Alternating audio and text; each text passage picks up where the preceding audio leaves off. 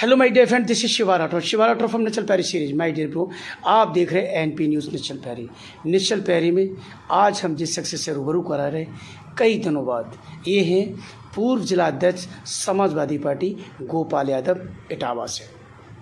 गोपाल जी, आपके चेहरे की मुस्की से ये लगता है कि जो बम्पर ऐतिहासिक चमत्कारी जीत हुई है समाजवादी पार्टी की, इसको लेके आप क्या कहना चाहेंगे? देखिए, जनता ने आशीर्वाद दिया है पूरे देश में और उत्तर प्रदेश में। जिस तरह से लोग परेशान थे, नौजवानों को रोज़गार नहीं मिल रहा है, महंगाई बेतहाशा बढ़ती जा रही है, किसानों को उनकी फसलों का मूल्य नहीं मिल रहा है, एमएसपी नहीं लागू की गई। आप अगर नौजवानों की बात करें तो पुलिस की भर्ती निकल नहीं रही, निकल भी रही तो लीक हो जा रही है। सेना में हर साल बड़े पैमाने पर भर्तियां निकलती थी, वो बंद कर दी गई। अब वो अग्निवीर योजना लागू कर दी गई। अब लड़का 17-18 साल की उम्र में ज्वाइन करेगा, 21-22 साल की उम्र में रिटायर होकर घर आ जाएगा। तो बेरोजगारी की बातें हैं, तमाम चीज़ें हैं। तो इन सब बातों पे, और व्यापारियों का व्यापार ख़त्म हो गया,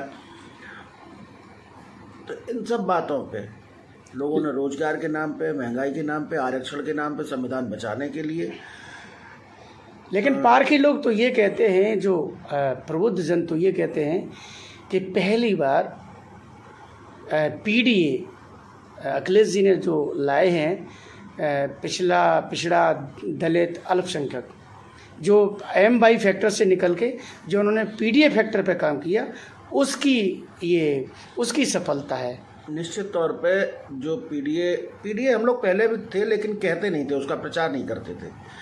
इस बार जो कहा हमने, पीडीए कहा, पिछड़ा दलित अल्पसंख्यक ही नहीं, इसमें आधी आबादी को भी लीजिए, महिलाएं भी थी इसमें। महिलाओं के लिए भी हम लोगों ने बात की। महिलाओं को 8,500 रुपये महीना देने की बात की, सालाना 1 लाख रुपये देने की बात की। तो वो आधी आबादी भी पीडीए में ही थी। और ये बात सही है कि आशीर्वाद दिया हम लोगों को, सभी लोगों ने, समाज के हर वर्ग का आशीर्वाद मिला। इसीलिए आज आप इतनी बड़ी जीत देख पा रहे हैं। एक बात और भी है कि जो मैं ये कहूँगा कि अखिलेश जी ने जी तोड़ मेहनतें की हैं और वो रैलियाँ की हैं राहुल जी के साथ में। कहा जाता था कि 2 लड़कों की जोड़ी फ्लॉप जोड़ी, लेकिन इस बार जो हिट जोड़ी हुई है, इसके बारे में आप क्या कहेंगे? अखिलेश जी ने ऐसी बार मेहनत नहीं की। अखिलेश जी हमेशा से ही बहुत मेहनत करते रहे हैं। वो आज से राजनीति में नहीं है। सन 2000 में वो सांसद हो गए थे, और सांसद उन्हें कोई प्लांट नहीं किया गया था, लोकसभा का चुनाव लड़के हुए थे। उस समय से लेके आज तक वो हमेशा सड़कों पे रहे, हमेशा जनता के बीच में रहे। लेकिन आप जानते हो कि ये भाजपा के लोग एक परसेप्शन बनाने में कामयाब हो जाते हैं। इन्होंने मीडिया के जरिए ये परसेप्शन बनाया कि ये बड़े बाप के बेटे हैं दोनों लोग, और ये मेहनत नहीं कर पाएंगे, जबकि इनसे ज़्यादा जनता के बीच में कोई नहीं रहता है। मैं तो खुला चैलेंज करता हूँ कि किसी भी दल का नेता हो, वो अपने राष्ट्रीय अध्यक्ष से इतनी आसानी से मिल के दिखा दे, जैसे हमारे दल का कार्यकर्ता और नेता हमारे राष्ट्रीय अध्यक्ष से मिल लेता है। तो जो जनता के बीच में हमेशा उपलब्ध रहेगा, तो निश्चित रूप से उसका परिणाम आएगा। एक बार एक फैक्टर और भी रहा है, ये भी कहा जा रहा है कि पहली बार ऐसा हुआ है कि परिवार के लोगों को छोड़ के बाकी उत्तर प्रदेश में किसी यादव को सीट नहीं दी है। ये कोई बड़ी बात नहीं है। परिवार के लोगों को अगर टिकट मिला तो उन्हें जिताया तो जनता नहीं है, जनता ने स्वीकार किया है ना। भाई, परिवार के लोग अगर चुनाव लड़ने गए, पर उसके बाद तो जनता ने उनका निर्णय लिया, जनता ने उन्हें फैसला सुनाया और सबको बड़ी जीत दिलवाई। अच्छा, आज 37 सीट्स हैं, और कभी नेताजी 38 सीट पर रक्षा मंत्री बने थे। ऐतिहासिक जीत है, इसमें कोई दोहरा नहीं, चमत्कारिक है। ऐसा किसी ने भी नहीं सोचा था कि इतनी सीटें आएंगी।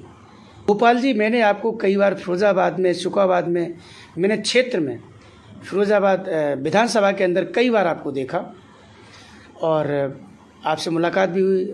चेयरमैन साहब यहाँ संटू गुप्ता जी हैं इटावा के, उनसे भी मेरी मुलाकात हुई।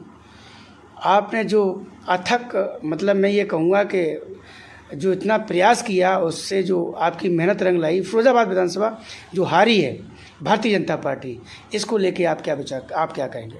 हमारी मेहनत का नहीं था, वह फिरोजाबाद के नेताओं ने, कार्यकर्ताओं ने, वहाँ की जनता ने जिताया है।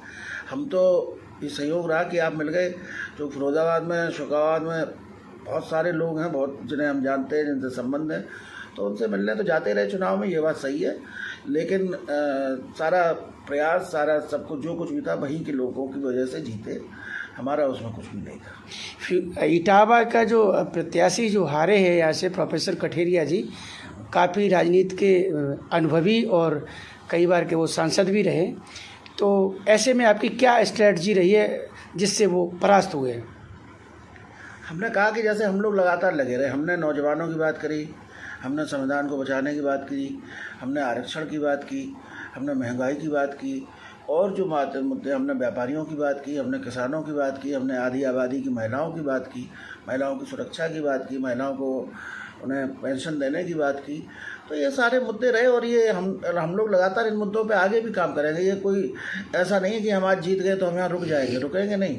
हम आज से ही फिर से आगे चलना शुरू करेंगे, लगातार चलते जाएंगे, और जनता के लिए, जनता के बीच में हमेशा मौजूद रहेंगे, खड़े रहेंगे, जनता के लिए तत्पर रहेंगे। एनपी न्यूज़ चैनल उनकी रामशंकर कठेरिया जी की जी, तो उनसे चूँकि वो आए थे 19 में, तो नए थे, लोग उन्हें जानते नहीं थे, और लहर बन गई थी एक भाजपा की, तो वो उस लहर में जीत गए।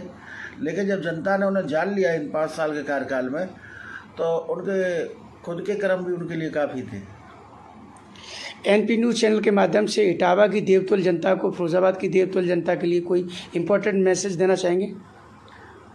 मैसेज देने वाले हम कौन होते, लेकिन हाँ, इटावा की, फिरोजाबाद की, पूरे उत्तर प्रदेश की और पूरे भारत की जनता को आभार व्यक्त करेंगे कि आपने नफरत करने वाले लोगों को सबक सिखाया है।